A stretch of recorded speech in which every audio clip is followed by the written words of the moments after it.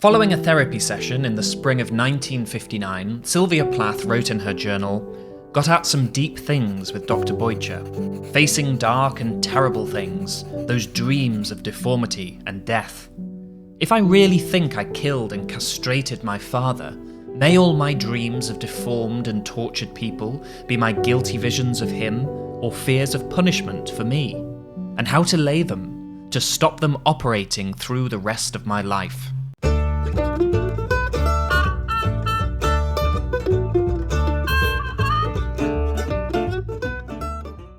Hello and welcome to earreadthis, Edinburgh's most powerful book podcast. I'm Ash, your host, and today I'll be talking about the poem Electra on Azalea Path by Sylvia Plath. This poem was written in March of 1959, following Plath's first visit to her father's grave. Otto Plath had died long before, in November of 1940. When his widow, Azalea Path, broke the news to her daughter, the 8-year-old Sylvia replied, "I am never talking to God again." Now, given the attention that dead fathers receive in the work of Plath, it may come as some surprise that she took this long to visit her father's grave, almost 19 years. A curious fact that I think this poem addresses. Electra on Azalea Path has been described by Jahan Ramazani as the poet's first elegy for her father. Plath had in fact written about her father's death before, in early poems like Lament. That poem begins, "The sting of bees took away my father, who walked in a swarming shroud of wings and scorned the tick of the falling weather." Now, the narrator of this poem also refers to bees, and borrowing the stilts of an old tragedy, casts herself as an Electra. Just as the Electra of the Oresteia mourned for her murdered father Agamemnon, the narrator of our poem will mourn for hers, placing herself in a mythical, epic frame proportionally appropriate to the scale of her grief. It's a really interesting poem for all sorts of reasons. It's a kind of node of Plathian imagery and themes. First and foremost, it's pretty obviously a dead father poem, which, like others we've talked about on the podcast, Full Fathom 5 and The Colossus, surrounds a lost patriarch with sea imagery and the ruins of myth. The poem talks explicitly about suicide and carries a suggestion of her later aerial poems in its references to bees and wintering. The poem's classical allusions are illustrative of Plath's time at Cambridge, studying the classics, the likes of Sophocles and Aeschylus, and she was also thinking of the Electra complex, the psychoanalytical term derived from Freud, but coined by his collaborator Carl Jung. Freud, in fact, rejected the term. In December of 1958, Plath had read Freud's Mourning and Melancholia, and also begun regular therapy sessions with Dr. Ruth Boycher, who Plath had first met following her suicide attempt a few years before in 1953. It is in this psychoanalytical association that the poem Electra on Azalea Path has a part to play in controversial readings of the poet, readings of Plath as obsessive, neurotic, and even quasi-incestual. Pathography is the term used by Heather Clark to describe these readings. Clark writes, "What began in the first Plath biography by Edward Boucher as Plath's obsession with her dead father became by Anne Stevenson's bitter fame a curse." One of Plath's boyfriends, Gordon Lameyer, encouraged these kinds of readings by saying the root cause of her nervous breakdown was her fixated Electra complex. Apparently, Plath came to the realization that her father's death when she was 8 years old did not allow her to outgrow this natural Electra complex. These are the kind of statements that encourage those pathographies Clark is referring to. And at first glance, a poem like Electra on Azalea Path supports them too, presenting a daughter symbiotically dependent on her dead father, going as far as to join him in his final bed. "The day you died, I went into the dirt," is the poem's opening line. However, as Jahan Ramazani says, despite the Electra complex that critics have persisted in citing, Plath's ambivalent descriptions of her father indicate that this love was always laced with hostility. Indeed, she sometimes uses the Electra complex to mute guilt over patricidal anger. The poem also presents Plath at a stylistic hinge, a period of rapid development which ultimately led to this poem falling by the wayside. She was initially pleased with it, saying that it had goodnesses, But within weeks, Plath changed her mind, writing on the 23rd of April that it was too forced and rhetorical. Her dislike of the poem meant that she didn't include it in her first collection, The Colossus.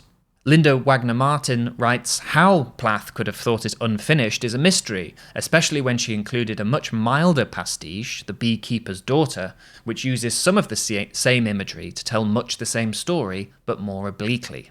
The poem appeared in print in the Hudson Review in 1960, but I don't think it was collected in a work of Plath's until the 1981 collected poem, so almost 20 years after Plath had died. As usual, for these poetry episodes, I will go through the poem line by line, sharing some research, some critical commentary, some of my own interpretations, and between each stanza, I will be joined by my special guest for today's episode, Peter K. Steinberg. Peter is a leading figure in Plath studies. He has written an account of Plath's life in the Great Writers series, co-authored These Ghostly Archives, which you may remember from my interview with its other author, Gail Crowther. Peter is also the co-editor, along with Karen V. Kukiel, of the 2-volume Letters of Sylvia Plath, and the editor of the forthcoming Complete Prose of Sylvia Plath, which is due out next year.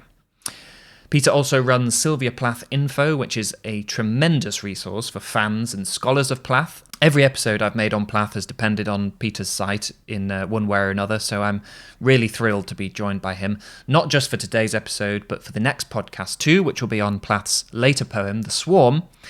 And after that, I will also have an extended interview with Peter where we talk more about his work, his upcoming work, and his history with Plath. But to start us off for today, I asked him why he'd chosen to talk about Electra on Azalea Path. I wanted to talk about this poem because it combines, it came out of the lived experience of Plath visiting father's grave in March of 1959.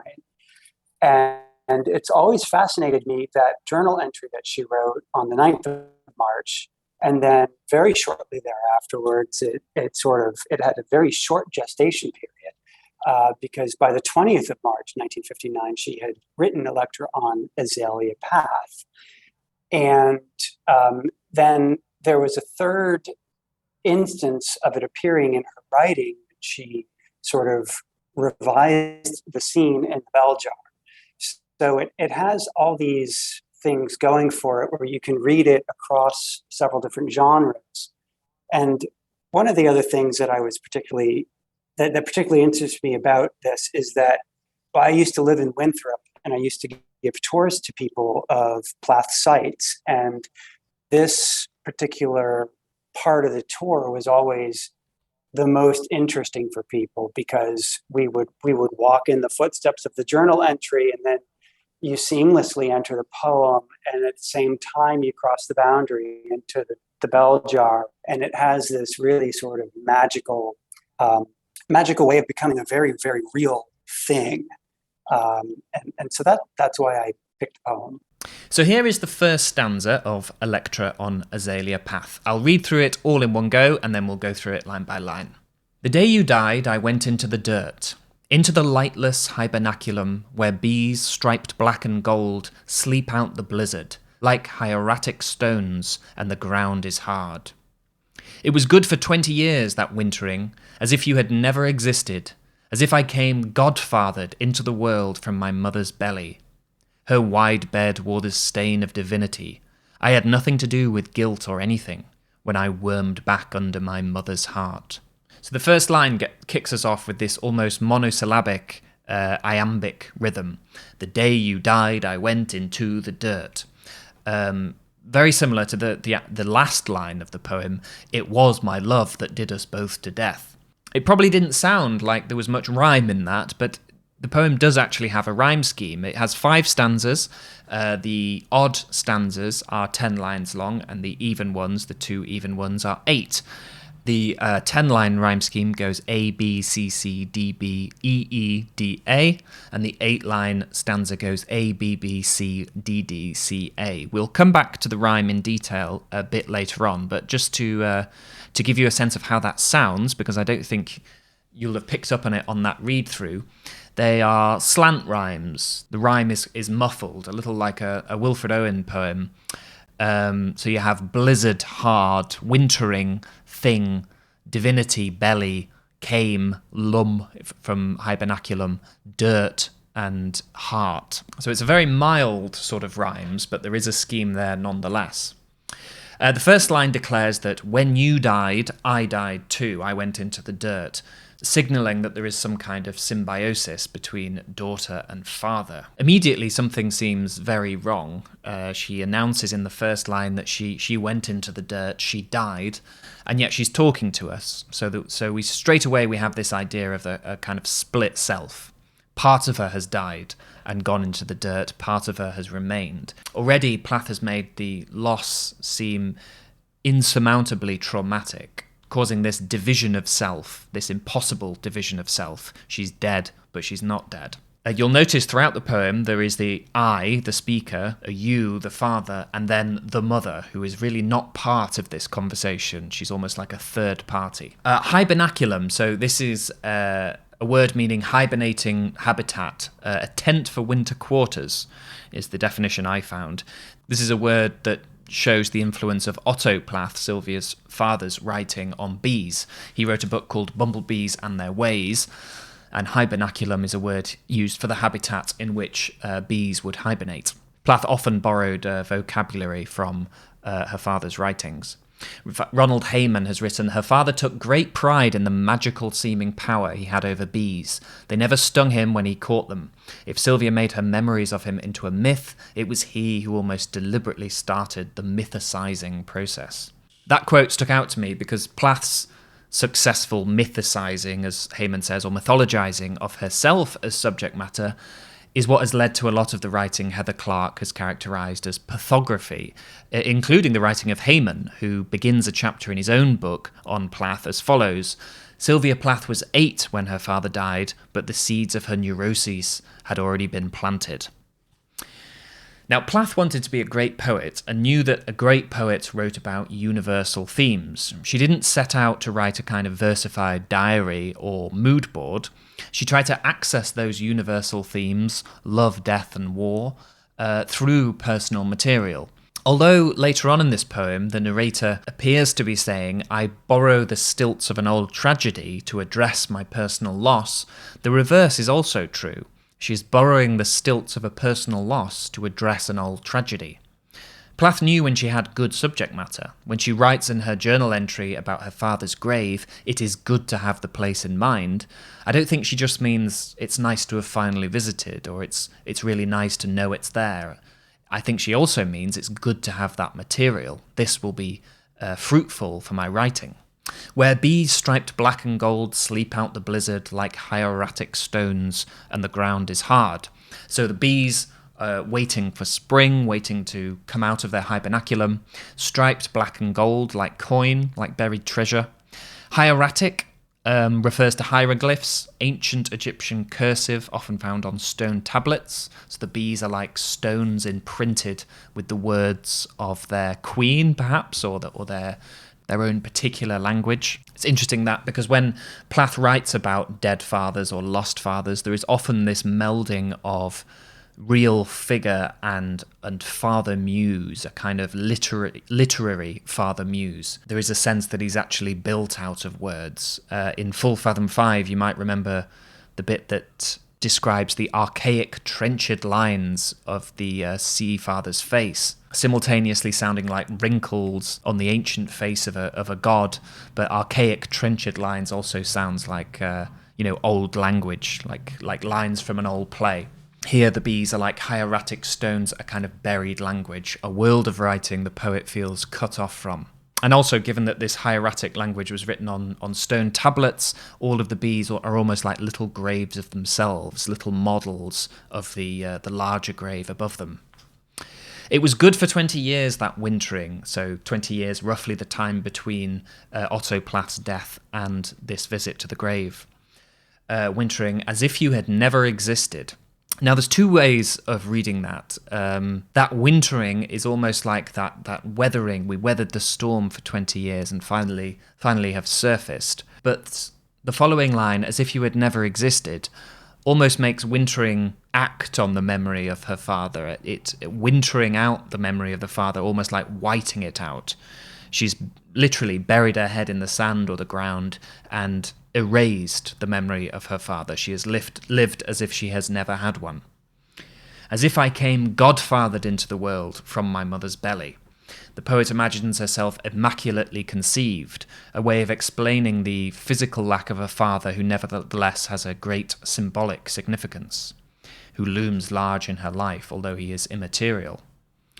Her wide bed wore the stain of divinity. This is a classically Plathian image of sordid whiteness.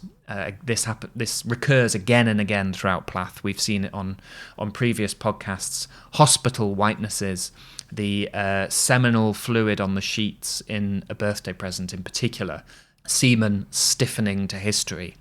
It's a really complex line, this, I think, suggesting, first of all, maybe on the most superficial level, a kind of poignant loneliness of her widowed mother.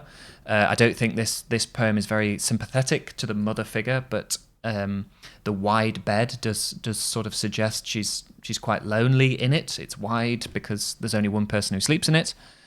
But then that is somewhat undercut by the immediate suggestion of hypocrisy, the stain of divinity. I think we are meant to be thinking of white stains. And on the back of that wintering, that kind of whiting out of the memory of the father, it almost feels like a fable, a lie about a sort of immaculate conception. I think we're beginning to get a sense of a story told to a child, a mythology of this lost father, which has actually repressed meaningful grief and replaced it with a kind of fairy tale that the narrator is quite traumatically growing out of now. Stain of divinity, it also carries that charge of sort of squalid purity. The family home is artificial, sexless, and I think that's kind of confirmed in the combination of naivety and decay we hear in the final lines of this stanza. I had nothing to do with guilt or anything when I wormed back under my mother's heart. Over the course of this stanza, the narrator has imagined themselves split in two, as I said at the start. One self is buried with the father in the first line, and now in this last line, the other is buried under the mother's heart. I think this dramatises the impossible situation Judith Kroll has described Plath as being in. The self that she had defined through her deep attachment to her father continued to press its claims without any possibility of satisfaction or development. So it's still kind of underground, arrested. With the wormed back under, we return to burrowing insects or grubs. We had the bees at the beginning, and now it's a worm.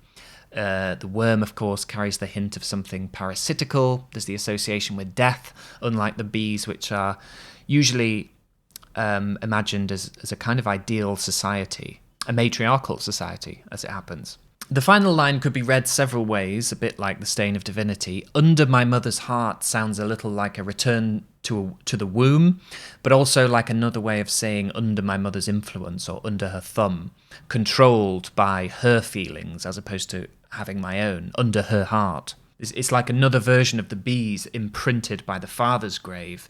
The narrator is imagining herself under the mother's heart, under her feelings, and imprinted by those. Perhaps there's also a sense of under my mother's heart leading to and behind her back, given that she's thinking of her father buried, hiding under her mother's heart, but secretly more obedient and loyal to the memory of the deceased parent than to the blood of the living one. Either way, in both of these burials, the narrator is repressed. She's unable to express herself fully under the influence of a dead father in one case and a living parent in the other. Freud's Mourning and Melancholia describes the latter, melancholia, as a symptom of not being able to healthily perform the former, the mourning. Melancholia is a frustrated kind of grief. Plath found in it an almost exact description of my feelings and reasons for suicide, a transferred, murderous impulse from my mother onto myself. In several ways, Dr. Ruth Boycher was instrumental in the formation of this poem. Her therapeutic sessions coincided with Plath's reading of Freud. She also encouraged her patient to visit her father's grave, so gave us the kind of originating incident for this poem. And most notoriously, she gave Plath permission to hate her mother. I don't have a very high opinion of Dr. Boycher, and Yeah, I feel like because she, at the time she was treating Plath, she was not a medical doctor.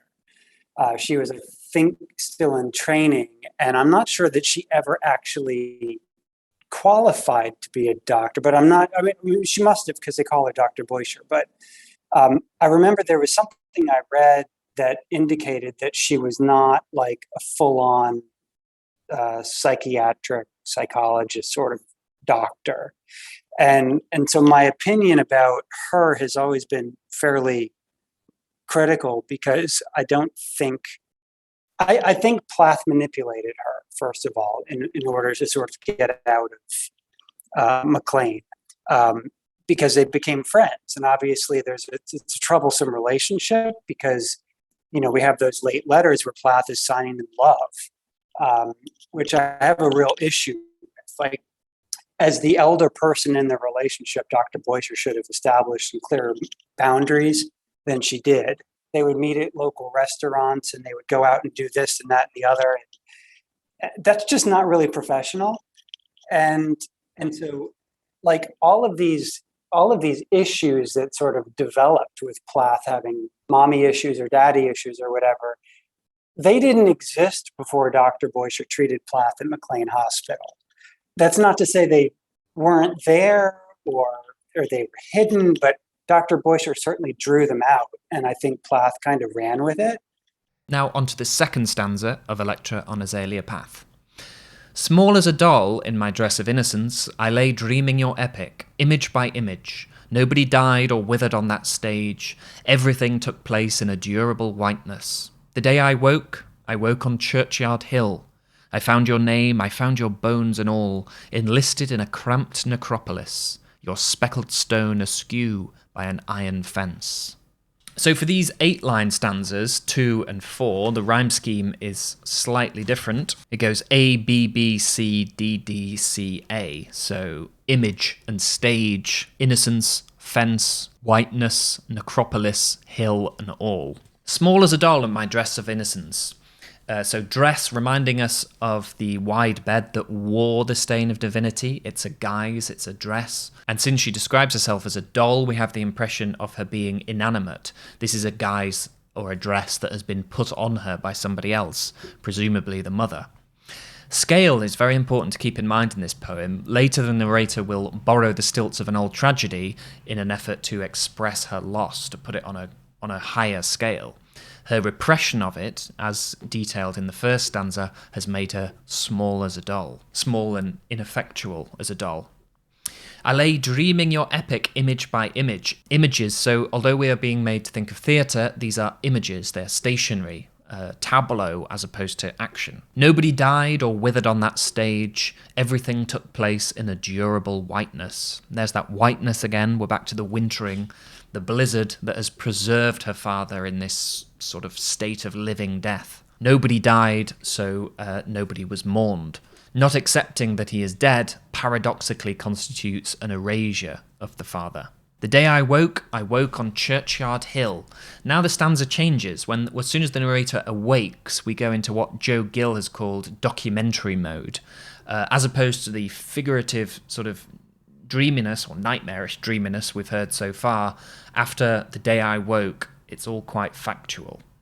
Churchyard Hill, I say factual. I couldn't find any reference to there being a real Churchyard Hill. The cemetery is on a road called River Road, and it's not even really a hill. So I wonder where Churchyard Hill comes from. I wondered if it was a reference to Cemetery Hill, where part of the Battle of Gettysburg took place.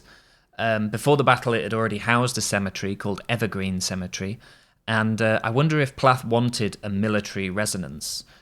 She is comparing this father with a mythical warrior, Agamemnon, so I wonder if we're moving from the history of the Greeks and Trojans to American history, the history of the Civil War. We get a military resonance bit a few lines later, it with enlisted in a cramped necropolis, enlisted like piles of war dead. I found your name, I found your bones and all. Bones and all seems to echo the conversational naivety of the previous stanza. Nothing to do with guilt or anything, and now bones and all. Enlisted in a cramped necropolis, your speckled stone askew by an iron fence. cramped necropolis, so more claustrophobia, the sense of a really paltry setting. She has to find his name. It's as if, despite the apparent importance of the father figure, his name is just one amongst thousands in this cramped necropolis. Necropolis with that kind of antique ring, almost like he is just a name on a tribute to the war dead from some ancient battle. Now, I can't resist mentioning at this point, on the same day as Plath records finishing Electra on Azalea Path, she also mentions that she has finished reading the Tolkien trilogy, as she calls it, Lord of the Rings, which she considered a triumph, saying, "I don't know when I have been so moved." Is there a possibility that a little bit of Lord of the Rings found its way into Plath's own miniature epic? The patriarch, bear with me, in Plath's poem is imagined face down in the sea a bit later, and compared, as we have seen, to a great warrior of myth, Agamemnon. There is the inference of buried treasure, with those bees striped black and gold, of hieratic writing, like runes. All of which is rather like the drowned treasuries of Moria, where the Fellowship of the Ring discovered the rune-engraved tomb of Balin in some deep hall of his fathers. And just as Plath's narrator has been living a lie, living in this durable whiteness in which nothing has withered or died, before they reach Moria, the characters in Tolkien's book are in a state of denial, convincing themselves that Balin may be found alive. It is only when they read the words on his tomb that Frodo says, "He is dead then. I feared it was so." Gimli, the dwarf, says nothing, but casts his hood over his face. Quite possibly wishful thinking on my part, but thought it was worth sharing that she was reading Lord of the Rings, during the composition of this poem at least. Just before we move on, I want to talk quickly about the actual gravestone. Here it's described as a speckled stone askew. In the original journal entry, the headstones are described as ugly, crude block stones. By the time the scene is repeated in the bell jar several years later, the stone sounds a bit different. It is now mottled pink marble, like tinned salmon. I think this evolution is really quite interesting, as it shows Plath moving towards the casual gay verve she was trying to recover when she wrote Electra on Azalea Path. Following her rejection of the poem, she told herself a leaf out of Anne Sexton's book would do here. She has none of my clinches and an ease of phrase and honesty. Now, Plath was currently attending a class of Robert Lowell's, and Anne Sexton was one of her fellow students. If you want to hear more about that class, read 3 Martini Afternoons at the Ritz by Gail Crowther. You can also listen to my interview with Gail when we talk quite a bit about Plath and Sexton. Anyway, being too rhetorical was something that she came under criticism for in Lowell's classes, so it was probably something that she had a particular sore spot about when she wrote, around the time she wrote Electra on Azalea Path. We don't know for sure, but it seems like Electra on Azalea Path may even have been one of the poems that was read in Lowell's class and criticised. What seemed at the time to Plath forced and rhetorical in the poem becomes, in the bell jar version, arch and bleakly funny. The father sea god muse of the Colossus era poems is now buried under a stone the colour of tinned fish.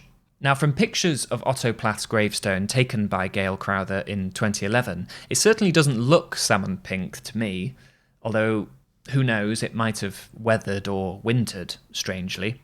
In her account of that visit, Gail noticed that the churchyard was opened on the 1st of June 1940, meaning that it was only months into operation when Otto was enlisted.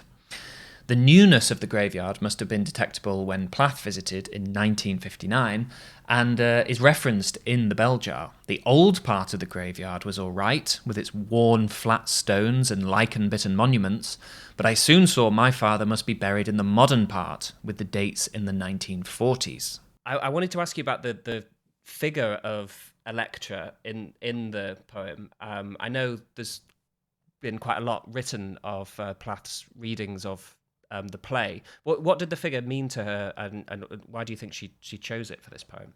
That's a great question. I was just sort of Googling to refresh my memory on the Electra story itself and on the Electra complex. And when I read the poem, I don't necessarily think directly of the play.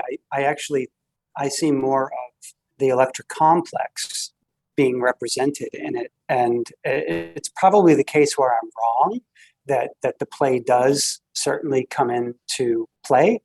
but I look at it as being just a result of Plath being in these sort of private therapy sessions with Dr. Boischer at the time, or certainly in the months prior to visiting her father's grave. And so I think that the sort of the Freudian or Jungian Electra complex really sort of rang true to her, which inspired her to take that figure for the subject of her poem. Here then is stanza 3 of Electra on Azalea Path. In this charity ward, this poorhouse, where the dead crowd foot to foot, head to head, no flower breaks the soil. This is Azalea Path. A field of burdock opens to the south.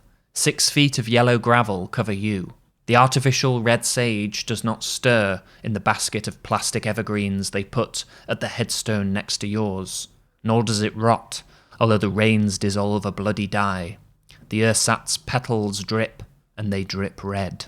So, in this charity ward, this poorhouse, where the dead crowd foot to foot, head to head, again, this feeling of awful, incomprehensible, accumulated mass of dead. Imagined not really as dead at all, but as a lower class, members of a poorhouse or a charity ward. Poorhouse, the word poorhouse comes from Plath's journal entry about the visit to the graveyard. It was obviously an image that she liked and that was instantly inspired by that visit. No flower breaks the soil, this is Azalea Path. So nothing grows. We're beginning to see how artificial this graveyard seems. It's lifeless in more ways than it should be, more ways than one. It's funny how Plath actually does break her line with a flower, despite saying no flower breaks the soil. We go from the 2 longish first lines with no full stop to breaks the soil. This is Azalea Path, those punchy, blunt sentences. Helen Vendler has written that the poem is full of unassimilated thematic and stylistic echoes of other poets, Yeats, Frost, Owen, and above all Plath's teacher Robert Lowell, as we can see from her adoption of Lowell's characteristic syntactic form, an enjambed, front-loaded sentence immediately brought up short by a subsequent curt sentence. So that's in this charity ward, this poorhouse where the dead crowd foot to foot, head to head, no flower breaks the soil. This is Azalea Path. Lowell also wrote angry, accusatory elegies like At the Indian Killer's Grave. And another influence that Vendler doesn't mention there is Theodore Roethke, one of Plath's idols. Stephen Gould Axelrod describes Roethke's poem Lost Son as adumbrating this poem of Plath's. And indeed, it's full of similar imagery, worms, a slow drip over stones, father fear, but it's much blunter than Plath. The time order is going, Roethke says at one point, and I don't think Plath would ever say anything as pedestrian as that, or as just frank as that. When time is broken in a Plath poem, she lets us sense the disorder it creates. She doesn't just, leave a note. Azalea Path, so we come to the obvious point here. Azalea Path is a sort of verbal echo of Aurelia Plath, Sylvia's mother. Such an uncanny verbal echo that it's caused absolute havoc trying to record this and say Path and not Plath and vice versa. Plath repeatedly did this with names. The names that sort of either visually or sonically resemble each other. So, for example, her pseudonym for the bell jar Victoria Lucas mirrors the name Virginia Woolf. When she says, this is Azalea Path, then, we half hear, this is Aurelia Plath, almost as if she's saying, this is the fruit of my mother's repression of our grief, the way in which she has controlled his memory or mythologized my father, while he, in fact, rots in this cramped necropolis where no flower breaks the soil. In her journal entry after visiting her father's grave, Plath writes of her temptation to dig him up, to prove he existed and really was dead. How far gone would he be, she wonders morbidly. Clearly, her writer's relentless need to know and her desire to face up to things was at odds with her mother's tactic of shielding and trying to protect her children. What did they mean to you, the azalea flowers, asks Ted Hughes in his poem The Child's Park. This poem recalls a time when Plath became murderously angry at the sight of 2 young girls pulling up rhododendron flowers. Plath herself wrote after the incident, I have a violence in me that is as hot as death blood. Azaleas are from the rhododendron family, and Hughes refers to their lurid colour when he describes Plath in her radioactive Eden. The mouth of the azalea he compares to the core of your inferno. Plath will have known that azaleas are toxic, and culturally they were sent to enemies as death threats. She would have also known from reading her father's work that they were a favourite of bees, along with burdock. A field of burdock opens to the south, 6 feet of yellow gravel cover you. Burdock opens to the south, perhaps not just meaning is laid out to the south, but with bees in mind could suggest the opening of flowers. 6 feet of yellow gravel, so more lurid colouring. We've got the yellow and the artificial red to come, increasing this sort of toxic palette of this scene. 6 yellow feet, maybe a slightly cute reference to bees. Might be a bit of a reach, that one. The artificial red sage does not stir. Red to go with the yellow. We got these, like I say, these toxic colours. It's almost like the colour of a coral snake. Does not stir either by breeze or by bees. In the basket of plastic evergreens they put at the headstone next to yours. So we've got this bleak artificiality, plastic evergreens, and they're not even on your grave. They're on the one next to you. Nor does it rot, although the rains dissolve a bloody dye. The ersatz petals drip, and they drip red. Nor does it rot. Here's another kind of stage where nothing withers or dies. There may even be a rhyme across the stanzas between stage and sage, as there is between guilt or anything at the end of that first stanza, and then your bones and all in the second. Just similar formulations kind of echoing each other across stanzas. Now, the plastic petals dripping red, this for me is the peak of the poem. I love this image. It's like a tiny, macabre miracle, like a weeping statue. Ronald Hayman has said that this simulation of blood is what reminds the poet of Sophocles' Electra, leading to the overt references to the tragedy in the following stanza. Jahan Ramazani sees the artificial flowers as savagely parodying the elegiac association of flowers with immortality and sympathy, when they can't be immortal because they're plastic, they've never lived, and they can't indicate nature's sympathy for the same reason, they're artificial. But I don't think that's the whole story. I don't think Plath is just savagely parodying the idea of an elegy. We're encouraged to assume in a lot of literary criticism that artificial is a synonym for bad, but an artist has a lot invested in the artificial. And I think these petals give a kind of physical form to the possibility of real meaning being born out of the consciously inauthentic. So it might remind Plath of Sophocles, and it might give way to these Electra references we have in the following stanza, but I think it also reminds her that even this fake petal can, by a trick of artifice, drip red, drip blood. The narrator is reaching towards a level of self-actualization by wearing a mask, by borrowing stilts, the way a child dresses up as a monster or a big bad wolf to get over their own fears. In the poem's theatricality, we see the narrator acting out. This is a Freudian idea that Ronald Hayman indicates Plath probably picked up from Boicher. Acting out, the idea of leaning into the inauthentic in order to get to the authentic, lifting us into the next stanza and onto those borrowed stilts. But just before we get to them, I want to just check in on the rhyme scheme. Now, Helen Wendler has written a brilliant analysis of the rhyme in this poem and identifies an anomaly in stanza 3, a sort of departure from the rhyme scheme. There are 2 lines that rhyme everywhere else in the scheme, but not in this stanza. Wendler writes, the 2 lines which should rhyme with each other and don't are the D rhymes, lines 5 and 9. The end words that don't rhyme are you and die. When we ask ourselves the reason for this anomaly, we discover another constraint Plath has placed upon herself in composing the poem. Each stanza must contain, in some form, the word die. So in the first stanza, we have the day you died, fairly obviously. In the second stanza, we have nobody died. In the third stanza, we have this bloody die that we've just talked about. In the fourth, we have the die in tragedy, dy. And in the fifth and final stanza, we have I brought my love to bear and then you died. Wendler writes, the observance of this rule doesn't explain why Plath didn't find a rhyme for die to put in the place of you, unless perhaps she wanted to alert her reader by the presence of the anomaly to the necessary presence of the root word die throughout. I love that the line about borrowing the stilts. It's such a wonderfully Plathian kind of stagey line. Climbing, it reminds me of the narrator in the Colossus climbing up the ladders. It seems like a Yeah, continuation of that. Yeah. yeah, I definitely agree with that. And the Colossus was written just a few months later, so they could be seen as companion pieces. Into the penultimate stanza then, stanza 4. Another kind of redness bothers me. The day your slack sail drank my sister's breath, the flat sea purpled like that evil cloth my mother unrolled at your last homecoming. I borrow the stilts of an old tragedy. The truth is, one late October, at my birth cry, a scorpion stung its head. An ill-starred thing, my mother dreamed you face down in the sea.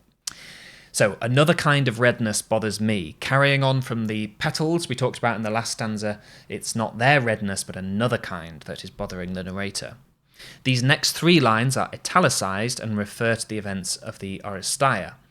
The day your slack sail drank my sister's breath, the flat sea purpled like that evil cloth my mother unrolled at your last homecoming. So according to the myth, depending on which version you're reading, Electra's father Agamemnon sacrificed his other daughter, Iphigenia, his eldest daughter, to appease the goddess Artemis. Clytemnestra, his wife, takes revenge by killing her husband Agamemnon. On his return, she entangles him in a cloth and then stabs him to death. Electra, along with her brother Orestes, who gives his name to the whole cycle, the Oresteia, in turn avenge their father by killing their mother, Clytemnestra. These 3 lines tell of Iphigenia's sacrifice, the day your slack sail drank my sister's breath, and then of Agamemnon's murder. The flat sea purpled like that evil cloth my mother unrolled at your last homecoming. J.M. Bremer has said that these 3 lines pretend to be a quotation. What this embedded Electra says in a cryptic way is essentially the same as what Plath says in this poem. Now that I see your grave, father, my thoughts go back to your death, to the circumstances surrounding it, and to the uncanny part played by my mother. So the different kind of redness appears to be the figurative blood of Iphigenia purpling over the sailcloth whiteness of earlier. The first line elegantly compresses the mythical plot detail. Agamemnon sacrificed Iphigenia because his ship is denied from sailing. So I love the way that Plath puts, the day your slack sail drank my sister's breath. Not only does that cover the sacrifice of Iphigenia, but it fills Agamemnon's sails and carries him on. Such elegant way of compressing that. Plath had studied classics at Cambridge 2 years earlier and wrote an essay that quoted T.S. Eliot reviewing Joyce's use of myth in Ulysses. Mr. Joyce, wrote Eliot, is pursuing a method which others must pursue after him. It is simply a way of controlling, of ordering, of giving shape and a significance to the immense panorama of futility and anarchy which is contemporary history. Here, myth is neither an amusing dodge nor a scaffolding erected by the author. Holly Ranger has written of this essay that it provides an insight into some of the qualities that Plath thought identified an achieved classically elusive poem. A colloquial register, but not one unwittingly pathetic or light, an anti-nostalgic mood, absent of any obvious metaphors or unimaginative classicizing, a moral expressive of a private inference implicitly relevant to the grander human experience, and a focus on an element or an image from the myth rather than a recontextualization of its narrative entire. Now, what's interesting about this is that Plath seems to not just recontextualize the myth, but also includes some of those critical approaches to myth. The narrator openly breaks that principle of Eliot's, not to use myth as scaffolding, when she says, I borrow the stilts of an old tragedy. As referenced earlier, the stilts work like a costume, like a way for the narrator to act out her mourning. She wants to stand out and above the masses of this cramped necropolis and place her dead father's memory on high. I think it might also carry a play on stilt, as in stilted language, as well as just the stilts that might be included in costume. And now, again, we have a break in the stanza where the figurative retelling of myth is followed by the truth. The truth is, the narrator says, one late October at my birth cry, a scorpion stung its head, an ill-starred thing, my mother dreamed you face down in the sea. This seems to reference Plath's real birth. She was born one late October, October the 27th to be exact, and the line about a scorpion seems to refer to astronomy. Her zodiac sign would be Scorpio, making it literally an ill-starred thing. This habit of scorpions to sting their own heads is known as the scorpion suicide myth. People have noticed that if a scorpion is surrounded by fire, it will appear to kill itself by stinging its own head rather than burn. Unpoetically minded scientists have suggested that this is actually some kind of muscle reflex, that it's inadvertent as opposed to, a fully thought out suicide. So perhaps that could be the other kind of redness, flames closing in like it would on a scorpion. Either way, it reinforces the idea of symbiotic suicide. The father died, and so the daughter goes into the dirt. This part was framed in the first half of the stanza as my sister, the unnamed Iphigenia figure, but in the truth part it's more like the sister was a second self, or part of herself. My mother dreamed you face down in the sea. So the parallels continue between the father of the poem and the mythical Agamemnon. Just as Agamemnon becomes adrift in the sea and needs to sacrifice a daughter, here the father is seen face down in the sea. He doesn't sacrifice a daughter, but he takes part of his daughter into the dirt with him, effectively kills part of his daughter. Earlier we talked about wintering, and in the Oresteia the queen compares Agamemnon's return to the arrival of warmth after winter.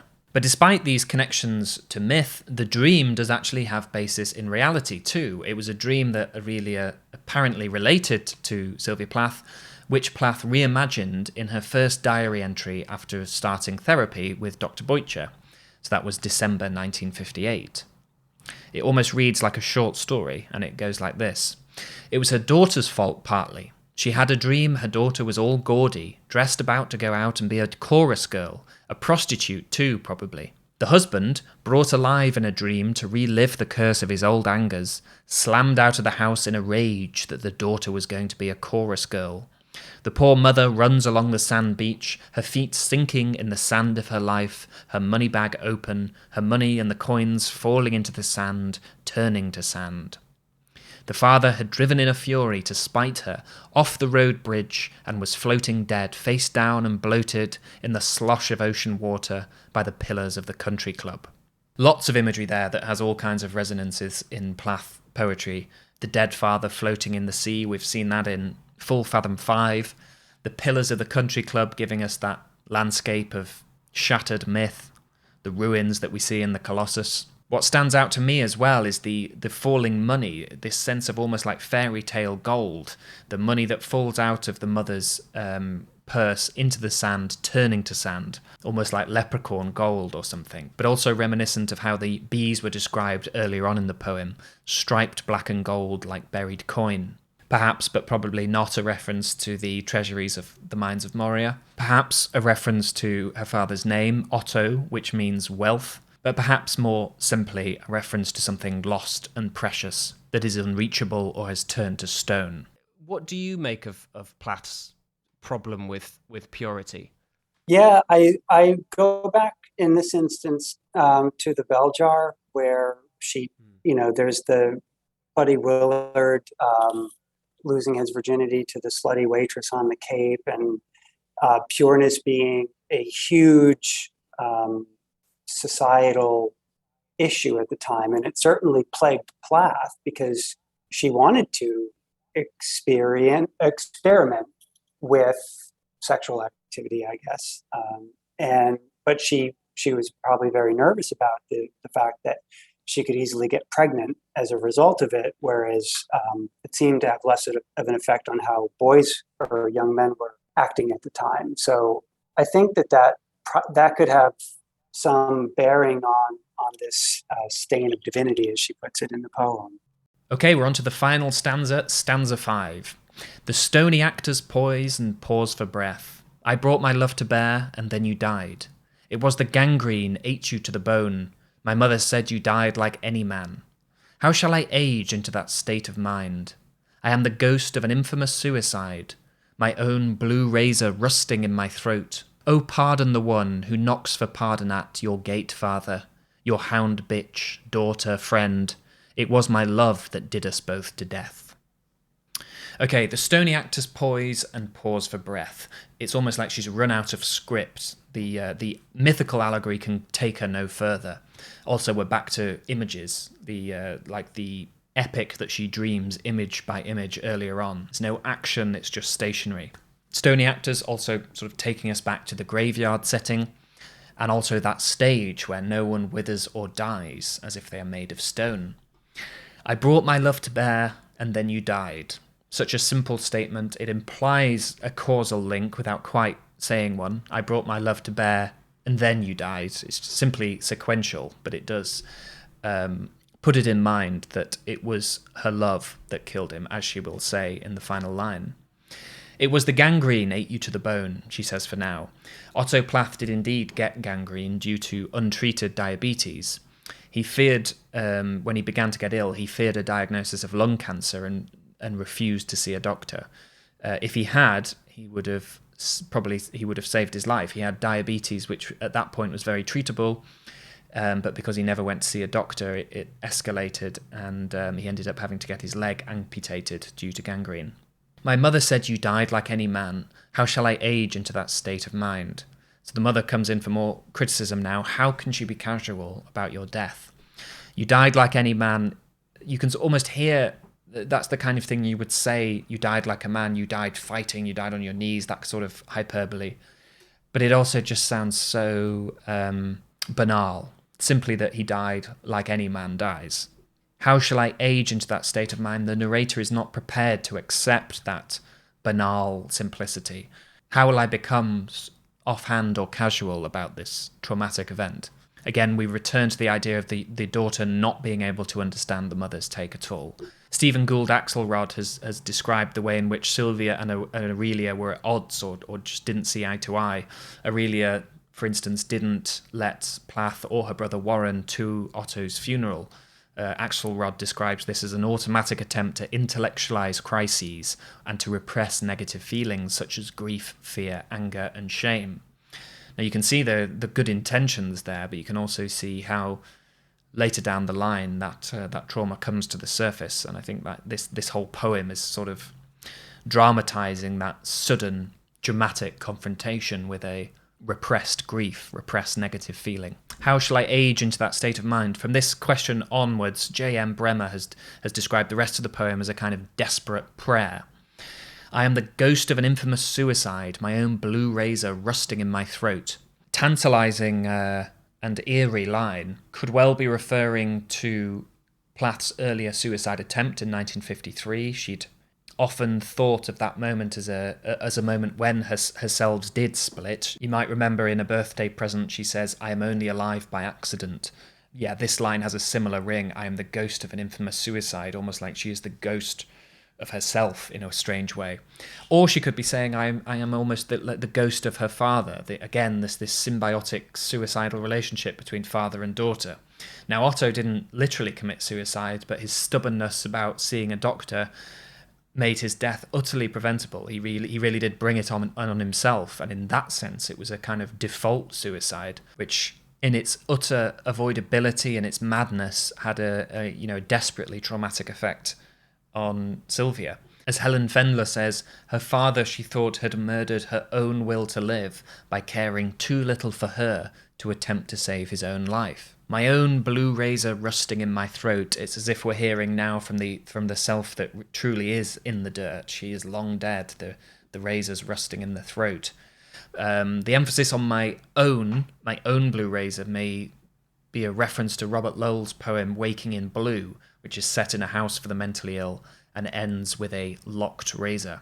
Interestingly, when the scene gets put into the bell jar, the graveyard visit scene, it comes before Esther Greenwood's own suicide attempt, almost like it's a contributing factor, whereas in reality that suicide attempt, or that the suicide attempt that scene is based on in the bell jar, had happened 5-6 years beforehand. Another way in which Plath builds these time loops where the ghost she referred to is almost like a ghost of another fictional self, a parallel self that's done things in a slightly different order. Oh, pardon the one who knocks for pardon at your gate, father, your hound bitch, daughter, friend. It was my love that did us both to death. Your hound bitch, daughter, friend. So those multiple selves I've just talked about, that's almost like there's, three different varieties or variations of Plath in different roles. Hound bitch, daughter, friend. Heather Clark has written that the phrase hound bitch was a huge leap. Plath had never used a curse word before in her poetry. And funnily enough, years later, Ted Hughes translated the Oresteia and uses the phrase hound bitch. His Cassandra calls Clytemnestra a hound bitch. So we've heard the mother being accused of murdering the father through the kind of the proxy of Clytemnestra, the evoking the whole Electra myth. We've possibly heard an accusation levelled at the father himself for dying. And now finally the narrator asks for pardon. So all three have almost sounded complicit at different times. The question of the last line, of course, is how does love do them both to death? J.M. Bremer has asked, does the text imply that by the very act of lovingly visiting her father's grave, she has killed him? He has been alive until now in her infantile imagination. From now on, he will be irretrievably dead. I think that's right. I think that answers the question we started the podcast with, this curious lapse of time between Otto's death and the grave visit. I think what Plath has written about here has been the fact that by not visiting and by not confronting the only physical remains she can really visit of her father, his gravestone, and having not gone to the funeral or seen any remains or casket or whatever, there is a level on which the death remains unreal in a durable whiteness, a kind of living death on that stage where nothing dies or withers. By taking the decision to go and visit her father's grave, she confronts it, confronts her loss, faces up to her grief, and it's a brave thing to do. It's choosing to do away with that dress of innocence, do away with that durable whiteness, accept the fact that from now on her father will be irretrievably dead. What do you make of the differences between the two depictions? What stands out for you? Oh, it's kind of remarkable because in the journal she writes it's a clear blue day in Winthrop, and then in the novel The Bell Jar, of course, it's cloudy and it's raining, which I'm sure is done so on purpose to mirror her own sense of mourning for her father.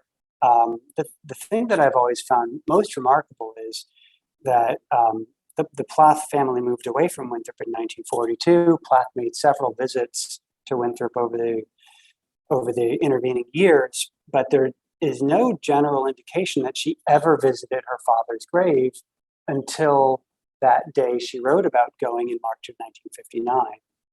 And that really opened up the dam, as it were, on using this as a subject for creative writing, both the poetry and the prose, like in The Bell Jar. So the way that she does change something as simple as the atmospheric conditions, it's deep and it's meaningful.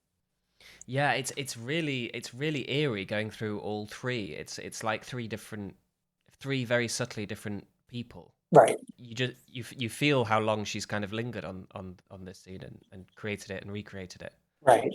And even in the poem, she says this is Azalea Path and it's a cramped necropolis.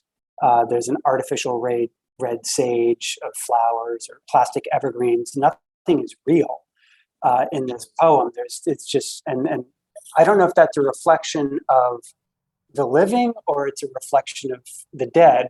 What is real and what isn't real? But in the novel, she brings real flowers and she is really there, and it's just an interesting contrast. I mean, she uses some of the same sort of words about the charity ward and poorhouse, and those carry from the journals to the poem to the novel. From the journal entry to the poem to then the novel, she had a couple of years time pass. So she did write the poem pretty quickly after the experience of visiting and when she wrote it about in her journal. But then she was able, she returned, the journal is prose and Bell Jar is obviously prose. So she returned to a more prosaic narrative about the trip. And of course, she's writing about visiting her father's grave.